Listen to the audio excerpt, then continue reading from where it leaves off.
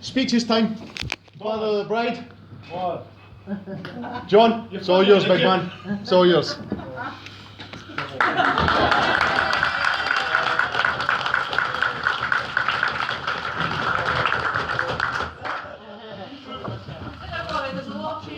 Just so I can read it down my glasses because no one's room in here. That's no, it's a big light in here. As Father of the Bride, I have the so-called pleasure of the first speech. I did ask for a note of cue, but Nicola said the budget was stretched to the limit, so this bit's a bit what I'll have to do. I'd like to start on behalf of my wife, Evelyn, and myself, and the groom's parents, Lynn and Tom, and giving you a warm welcome to all the relatives and friends who have joined us to celebrate Nicola and Scott's wedding. You're getting there. Doing well, mate. Keep going, keep going. Can I move it?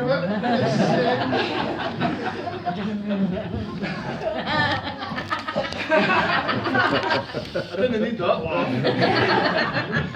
Nicola's been a wonderful daughter for the past 27 years. I know she's 28, but the first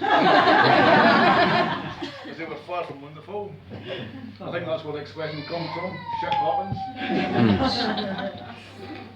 Oh. I can still one minute she's doing it and next minute she's no. I can still remember the day that Scott asked for her hand in marriage. I says, I hope it's a hand that's dipping in my pocket.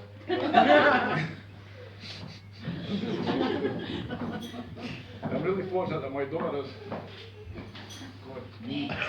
Yeah. What? Nothing. What did you say? I'm really fortunate that my daughter has met her Mr. Right. Marriage isn't just about finding the perfect partner, but it's also finding the one. You're right there. No, you've moved. Also finding the one. Nicola's made a success of her life and career so far, and I'm sure her marriage to Scott would just be just as successful. This is murder. Are you gone again? Oh, you're marking it a lot worse. I should have went first. Like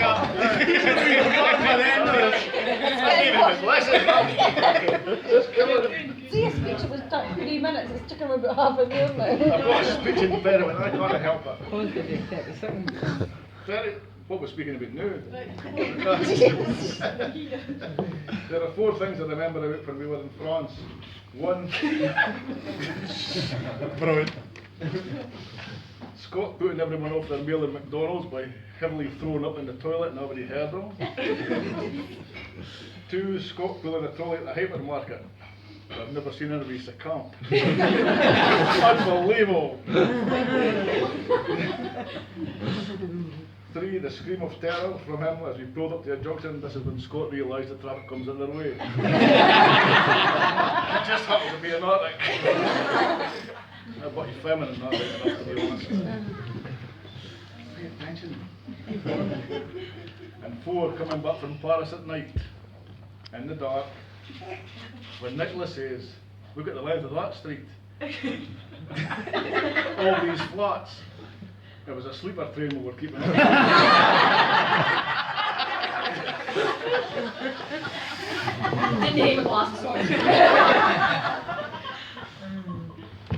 During the time that we have known Scott, we have come to realise how special he is to Nicola, and anyone can see that we're made for each other. And I'm sure you'll agree they make a beautiful agree. They make a beautiful couple. There are this is part of the thing because we've no hymns. This is thinking up this joke altogether. There are 3 elements to a wedding. First, the aisle, the longest walk you'll ever take. The second, the altar, where the place where 2 become one, and the hymns to celebrate the marriage. I hope for Scott's sake, this explains why Nicola was walking down the aisle saying, I'll alter him. I didn't get it. What? I didn't get it. Cheers, man. As Richard Burton once said, a woman accepts a man for what he is and then spends time trying to change him. So take one last look at Scott as we know him, and the remodelling starts tomorrow. I'm sure the next best man is eager to get up, so please join me in raising your glasses on a toast to him. to the happy couple, Mr. and Mrs. Scott Ferguson. Mr. and Mrs. Ferguson. Hey. Frank. Ladies and gentlemen.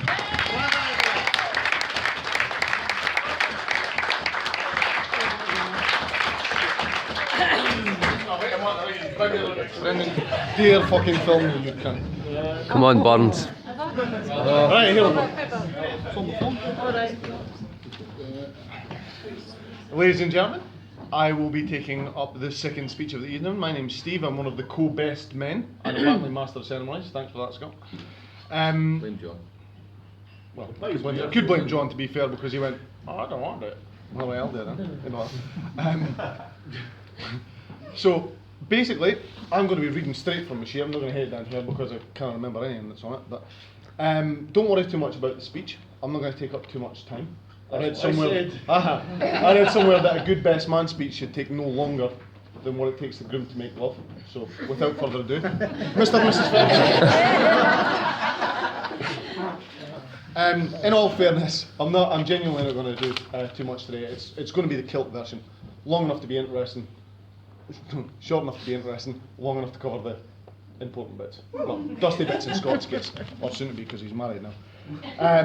Before I go into the part of the speech that everybody wants to hear, Scott's complete and total abject humiliation, which is what we're all really looking forward to.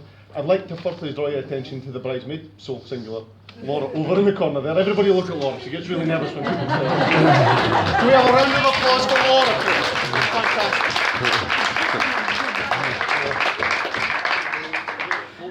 I've also been asked to thank you all for coming in, for all the gifts that you've so generously given. I personally want to give Scott something that he could really, really use, but it's really hard to wrap a bath, so I decided not to do it.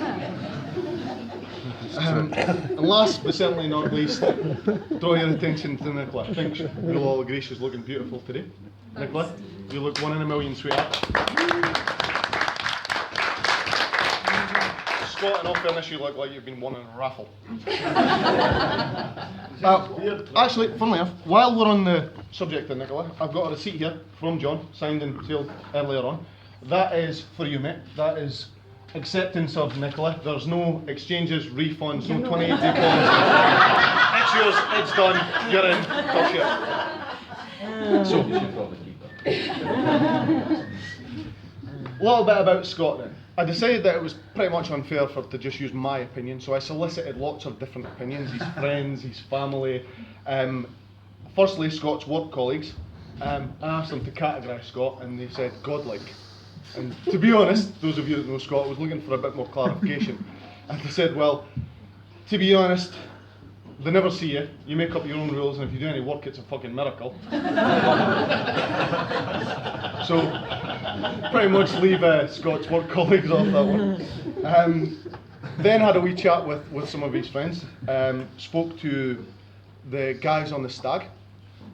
Slight pause for the guys on the stag to sound slightly paranoid and wonder where the hell this one's going. I'd like to draw your attention to Tom, ladies and gentlemen. He's at the bottom, shitting himself. No other reason than that other than he's shitting himself. These are the guys that went on the stag. They're also the guys that we go camping quite a lot with. And the general consensus that when it comes to camping, and especially on a stag, Scott's a bit precious. He's a little bit of a princess. He sits next to the fire, he won't go and get firewood because the bugs might get him, that sort of thing. And he had an absolute hissy fit, genuinely, about getting dressed up for his stag. So, princess, I've decided, as I couldn't dress you up for your stag because you're such a girl,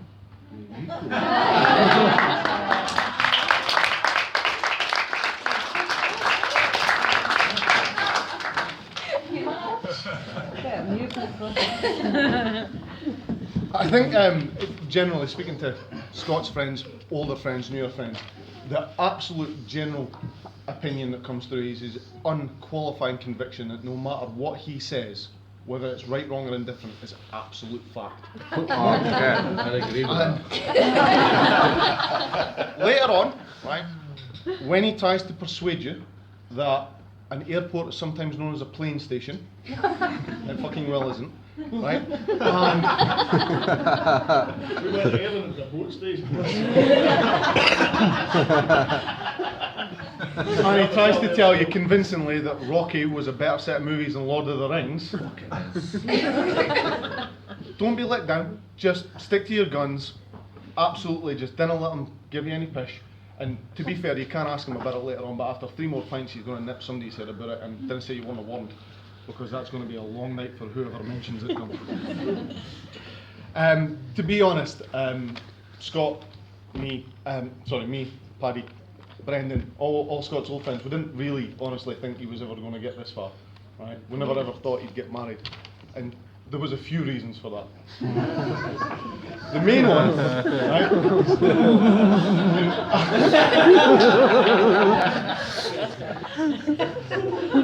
Mummy's here.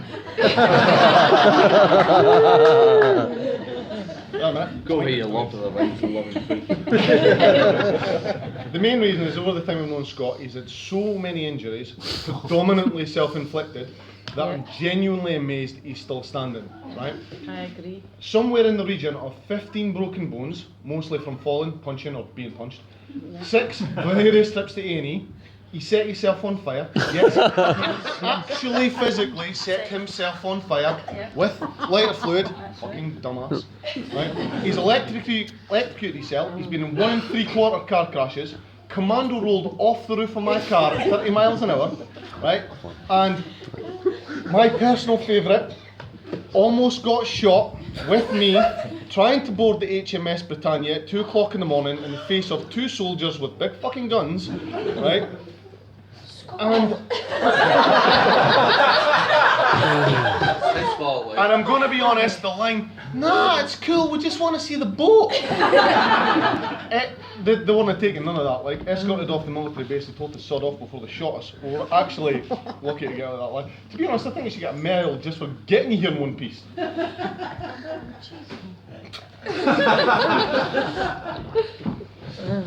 The other main reason that we didn't actually think he was going to get here is, or to be fair, not so much getting married as to getting married to Nicola. It could have quite easily been Nick, right?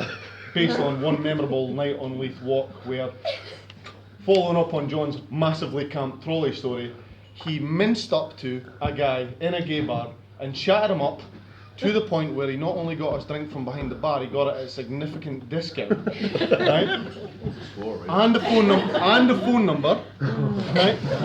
And as I actually recently discovered last night, still loves boy bands, such as One Direction and what was the other one? Stereo Kicks, there you go.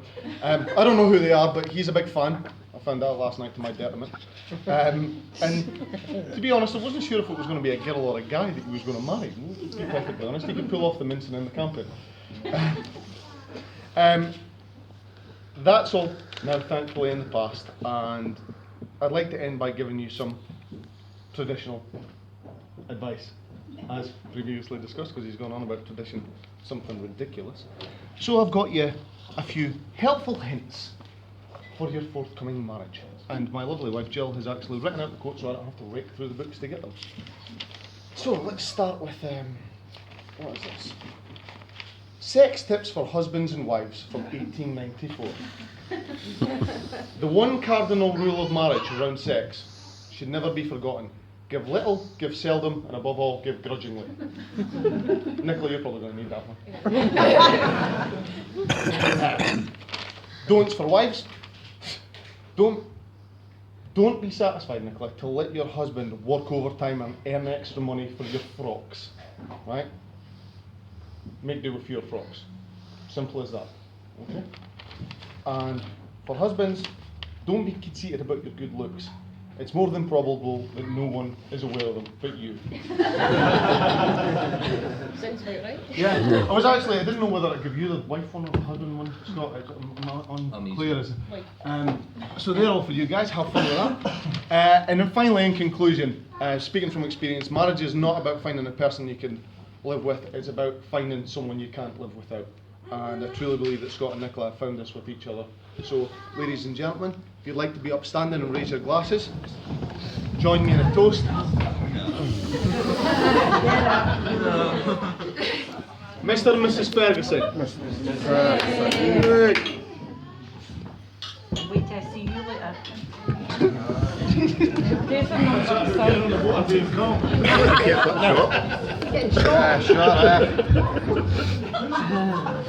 knew they got You thank me there because I could do a lot more. I should have went before you, because wages going to be shit in Well, comparison. ladies and gentlemen, as co-best man, your co-best man of the evening. Now have to introduce Thomas. Thomas is Scott's brother. He's the co-best man with me, and now he's going to do a little speech with you, and then we're going to move on to what we're all eagerly anticipating is Scott's speech. We'll see how that one comes out. Thomas, it's all yours, buddy. Yeah. Co-best man wasn't good enough to be best man I'm on. He's a greedy bastard. Wait. Two best men. Yeah, but I'm just going to tell a couple of stories just from when I was growing up, especially this portion of the table, more than anything. But the first one was that, surprised I even got this far, because the first time I got told that they two ever met was in the Westport bar, and by the end of the night, Scott was in the back of a police van. Really? Obviously, that was what was better than awful than unfortunate. Obviously, the man of our dreams in the back of the van. But there's many stories about Scott, not too many about Nicola. Most of these stories are from when I was a teenager, and I was always at the Scott's house, but this was pre-Nicola. You know what side I've said that? This is pre-Nicola. If it wasn't, I doubt today would be happening. These people were my role models as I was growing up. No way.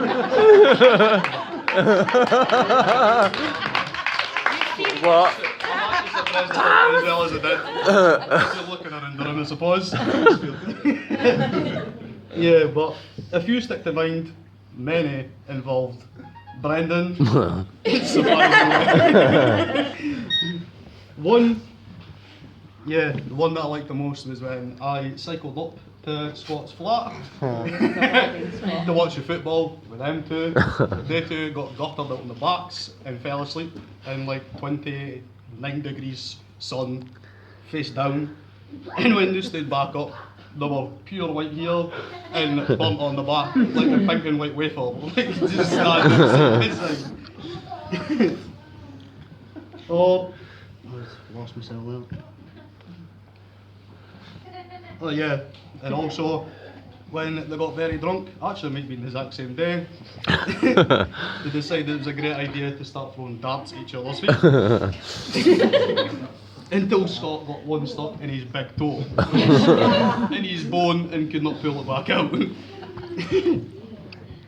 Yeah, that's probably one of the funniest days of my life, apparently. Yeah, and there was also a time where me and Brendan cycled up to Camperdown Oh, what? at 1 o'clock in the morning, roughly, to get a 3-litre bottle of cider that him and Steve left there. In the pitch black, and surprisingly found it and brought it back and drank it. To be fair, we did hide it under a very big tree. Yeah, and just one more wee story was involving me turning up at Scott's and Nicola's. After my son TJ was born, they got me stupidly drunk. I was meant to go and see Fiona first thing again in the morning after having an operation. I didn't get there until after dinner time. And got a glass bottle for it in the head. Classy. No. Scott and Nicola. I fell asleep because I was up for like 29 hours. And I got that drunk. Nicola made cocktails and I got hot in the head with a glass bottle. But I would just like to say, despite all these stories and many more, I won't bore you all with. I would change them all for the world. And over the years,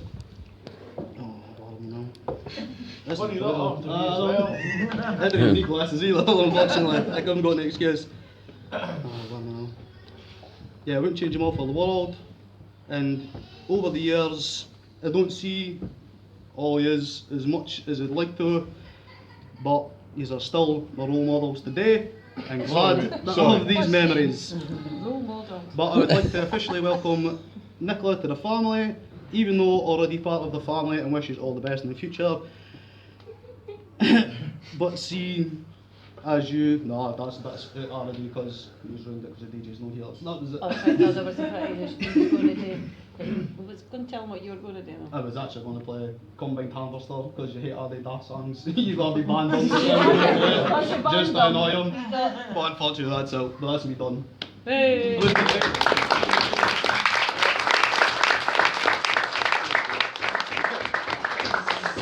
And finally, ladies and What you do, gentlemen, your boys? I thought I'd been Ken on but Kim Watts. we've got the speech from Bad the group. influences. Mr. Scott Ferguson.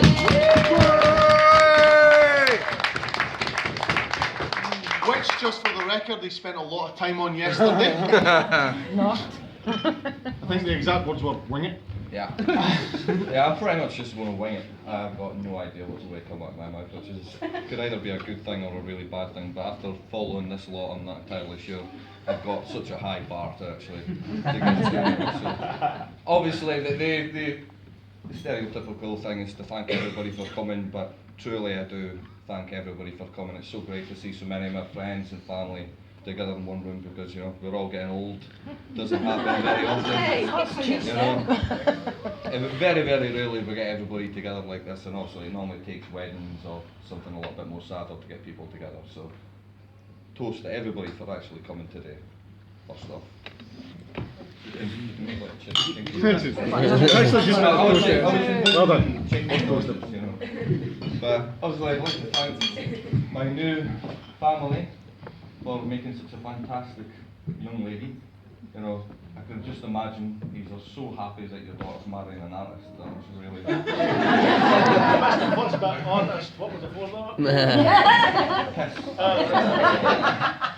But no, you guys have always been brilliant to me, John and Evelyn and Laura and my two grannies. I think this one's really drunk now. Which is it's just it's usual. She'll actually steal your wine if you leave it. But no, you've all been brilliant to me, so for that, thank you. And obviously for making such a fantastic daughter. For all my friends, people that know me, so glad that you are all here. You know, you say we don't really see each other as much as we used to, but we're all getting old, we've all got kids, people are already married. You know, I know I don't. But No, yeah. Well, not yet. You just interrupt back to everybody's Bobby or speeches whatever now. it was. It's on a lot of roll, like, but I thank you all for coming. It's great to see you all together in one room. So hopefully we can figure out how to do that a bit more often, rather than, you know, waiting for Tom to get married or something. Because you know, we've been waiting a while. But I don't know. Hey, you be happy. It could have been a lot worse for you.